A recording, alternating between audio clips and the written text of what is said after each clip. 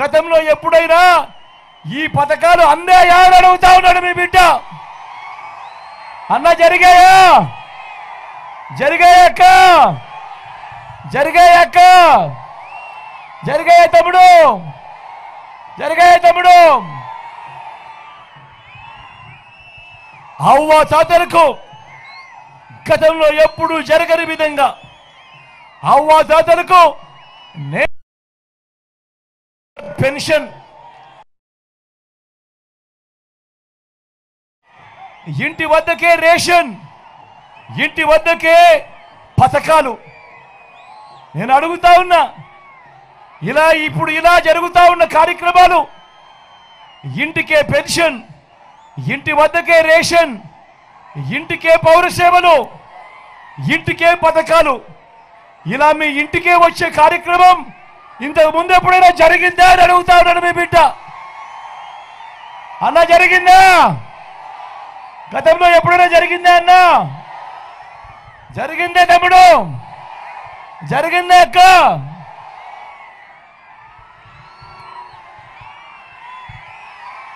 మొట్టమొదటిసారిగా గతంలో ఎప్పుడూ కూడా జరగని విధంగా రైతన్నలకు ఈరోజు పెట్టుబడికి సహాయంగా రైతన్నలకు ఓ రైతు భరోసా, రైతన్నలకు ఉచిత పంటల బీమా, సీజన్ ముగిసేలోకేనే రైతన్నలకు ఇన్పుట్ సబ్సిడీ, పగటిపూటే 9 గంటల పాటు ఉచిత విద్యుత్, రైతన్నను చెయ్యి పట్టుకొని నడిపిస్తూ అదే గ్రామంలోనే ఓ ఆర్బీకే వ్యవస్థ.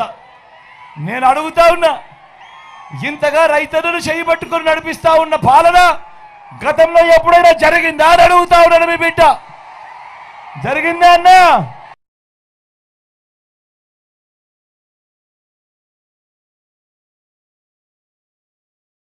జరిగిందా అక్క?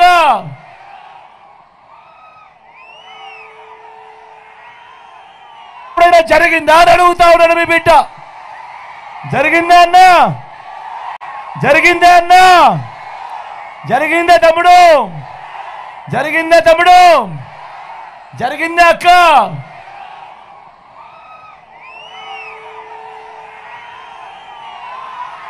స్వయం ఉపాధికి తోడుగా ఉంటూ మొట్టమొదటిసారిగా రాష్ట్ర చరిత్రలో ఎప్పుడూ జరగని విధంగా ఆటోలు దోలుకునేనా అన్నదమ్ములు, టాక్సీలు దోలుకునేనా అన్నదమ్ములకు ఈరోజు వాహనమిత్ర, నేతన్నలకు నేతన్న నేస్తం, మత్స్యకారులకు మత్స్యకార భరోసా, ఓ తోడు ఓ చేదోడుతో చిరు వ్యాపారులకు శ్రమజీవులకు అండ, లాయర్లకు కూడా లానేస్తం. ఇలా స్వయం ఉపాధికి తోడుగా ఉంటూ ఇన్ని పథకాలు ఎప్పుడైనా గతంలో ఇచ్చారా అని అడుగుతా ఉన్నాడు మీ బిడ్డ. జరిగాయా అని అడుగుతా ఉన్నాడు మీ బిడ్డ.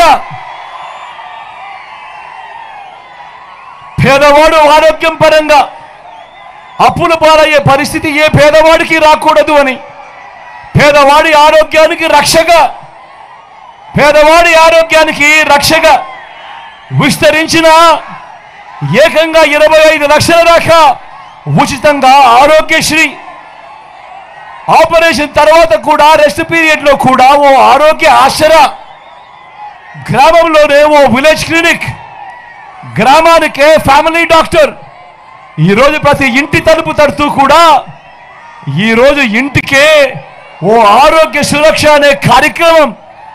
నేను అడుగుతా ఉన్నా, ఇంతగా పేదవాడికి ఆరోగ్యం పట్ల ఇంత శ్రద్ధ చూపిన ప్రభుత్వం గతంలో ఎప్పుడైనా జరిగిందా అని అడుగుతా ఉన్నాను మీ బిడ్డ.